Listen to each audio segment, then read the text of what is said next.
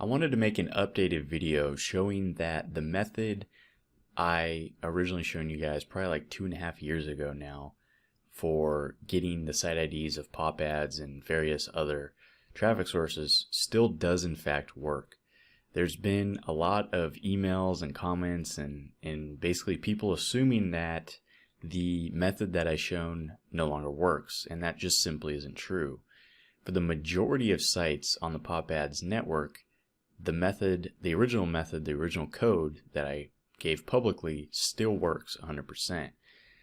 There are a few new publishers, however, that are taking advantage of a new type of code that is making it a bit more difficult to actually find the site ID, but it's still doable. So to show you, what we're going to do is we're going to head over to the publisher panel. We're going to get code generator. And as you can see, I'm registered as a publisher on this account, so I can show you exactly what the ad code is right inside of the PopAds ad panel. So if we scroll down here, we can see that the standard ad code is checked, and as you can see, this is the exact same code that it was, almost 2.5 years ago. We can see that it's pop.push site ID, and here's my site ID. Now, this is the code that a lot of sites are still using because it's the standard ad code. So that means that the scrapebox method that I shown still works with anyone that uses this code. Now, where people are running into problems is PopAds has this new anti-ad block ad code. So if we go ahead and click this, you can see that this code looks a bit different. Now, all it is obstructed, meaning it's just replacing like these letters and numbers instead of the code. But ironically, if we go back to standard ad code real quick, you can see that my site ID is 719259, right? So if we go to the anti-ad block code, right in the same area, 719259, that's my site ID right here. So even though there's all these obstructed variables inside the code, there's still my site ID that isn't encoded. So to make this easier to look at, what I'm going to do is I'm going to copy it. I'm going to go into jsbeautifier.org. I'm going to paste it in there, and I'm going to click Beautify.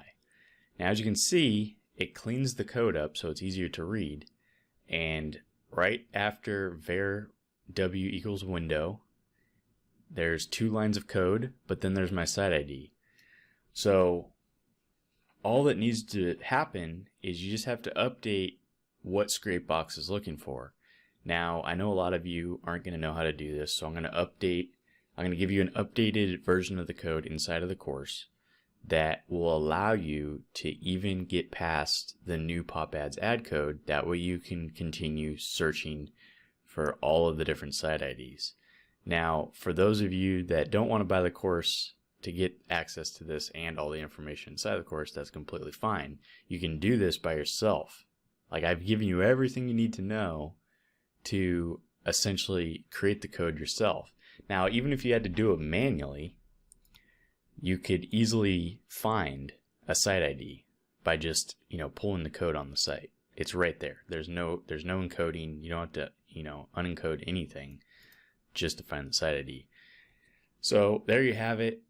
Diffusing a rumor that this no longer works. I've been using it for a long time, and unless PopAds really changes their ad server, this is going to be the code that they have to use for quite some time.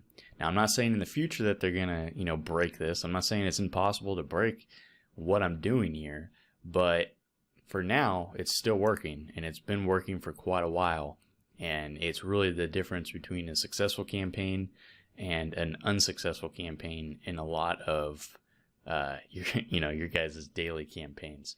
So there you have it. I hope this helps you, and go find those site IDs.